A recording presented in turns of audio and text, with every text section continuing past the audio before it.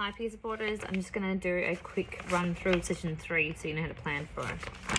Okay, first thing I would do is check to make sure that my box has everything I need. Some of this stuff isn't prepared, so you'll need to make sure you've got it. It says, session 3, we're working on strategies. That's the outcome of the session. I need activity sheet 3, 2 copies cut up. So when I get into my room, while one peer supporter goes and collects the students, the other one can cut up and make 2 piles of these. I will need 3 tennis balls or similar. I've got some on my trolley that anyone is free to borrow and give back. I'll have some extras this week on there for the peer support sessions, but you'll need to get those off me. They won't be in your box. And then pens and pencils should be in there. You'll need scissors to cut those up, and make sure you've got a copy of your 5-minute review card and some tiger stripes to hand out. I've seen a few of these, but not as many as I would like. Feel free to hand a couple of these out per session. All right, activity 1 is reflection. Now, while one peer support leader is doing the introduction, I would be making sure you've got everything for the reflection. So, open thoughts allow us to believe that using strategies and practicing skills can bring out positive outcomes. Over the next 2 weeks, we will discuss and practice some helpful strategies. It is good to read that aloud before going into the activity. Again, some of these activities are quite dry. Make them as interesting as you can. If you feel like your group can handle a bit of competition, do that. If not, that's your judgment. All right, we've got to divide the kids into 2 groups. Think about how that happened in the peer support. Don't just make 2 groups. Maybe name them cats and dogs, or Apple versus Sony, I don't know, and then split them up, make it a little bit interesting if you like. All right, we're going to place 2 piles of these cut up sheets. They're already cut up. You should have done that. Approximately 10 paces away from each team. Explain the students need to run one at a time to their pile, take 1 piece and bring it back to their group. So if your group is here, you've got your 2 groups here, at the front of the class you'll have the cut up versions of this, and they collect 1 at a time. Once they've got all their pieces, they have to make a square before the other team does. They can only get 1 piece at a time. Some of them have got little things on them, others are blank. You can have a look, and then it is the first one to win. It could be that they win a tiger stripe and they can rock, paper, scissors to see who gets it. It could be that they win first dibs at silent ball at the end of the lesson, or something similar. Okay, give them about 5 minutes. If they're not able to solve the puzzle, there's a little bit of a hint here for them. And then explain that on the pieces are some possible thoughts in response to receiving a disappointing score on a test. So this is where your discussion part comes. Ask each group to choose 1 student to read the sentence on the puzzle pieces. And if they're reluctant to read, you can read for them. They can at least point to it. On the blank pieces, you want students to write 2 or more open thoughts about losing a sports game. All right, so that's nice and quick. There are some discussion points. These are really important, and read out that phrase as well.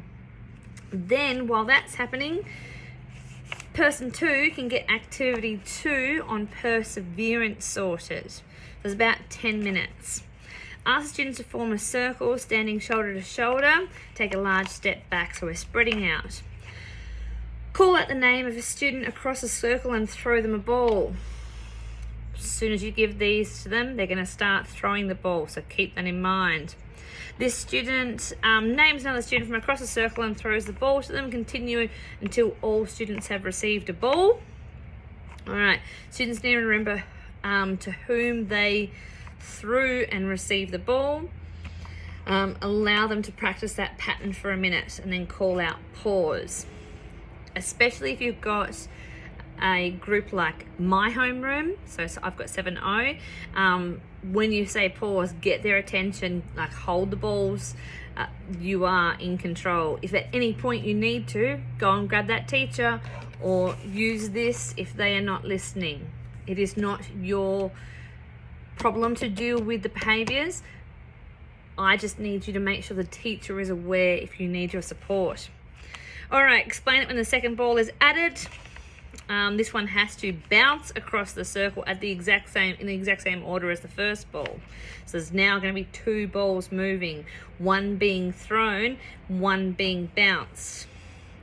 Give them time to complete a few rounds. Call pause. Third ball in play. Third ball has to be rolled across. So now you've got one that's being thrown, one that's being bounced, and one that's being rolled. This is supposed to be challenging, which is why it's called perseverance. If frustration occurs, use it as a discussion point, but try and keep them going. Encouragement is really good. If kids are encouraging, say, oh, I really, really like that. More of that. That's what we want to see. And then you've got your discussion points here as well. What skills were required to complete this activity? Perseverance, etc. And then you've got a quote to read. Okay. Brings you on to activity 3. You have to put the balls away. I recommend putting them away out of sight and making sure they come back to me because I'm missing some at the end. All right, divide your students into 2 more groups. Split it up. If you've got any questionable combinations in the class, keep them separate, but try and mix up the groups if you've got a large enough group. If you've got a really small group, that might be harder. Do what you can do. All right. Then we have activity 4 sheet. This one you'll need to cut in half if it is not already done so. I'm using Montana and Cade's book, and in their folder, theirs are already cut up. Make sure you've got these before you go to class, otherwise you'll be a bit stuck. I'll make sure that they're there in the classroom C22, but you've got to get and check it before you leave.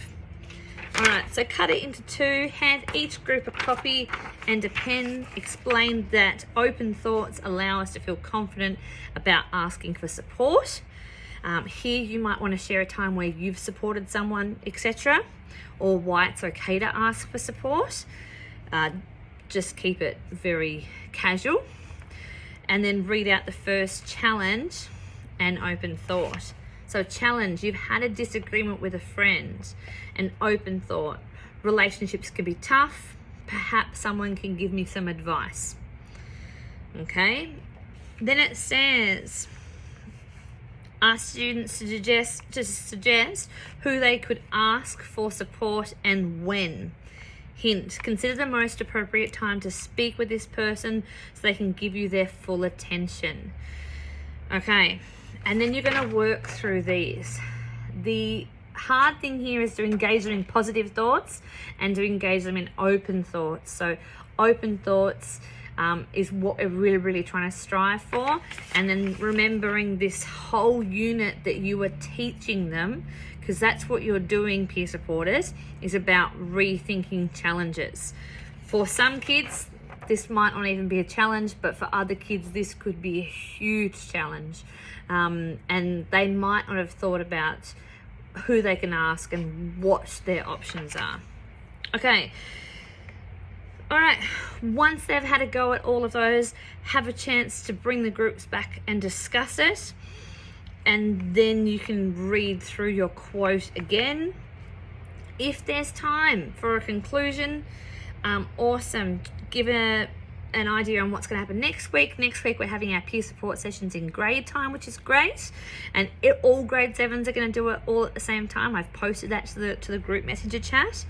If anything goes wrong, come and see me. If you've got some extra time, think about how you're going to utilize that time really well.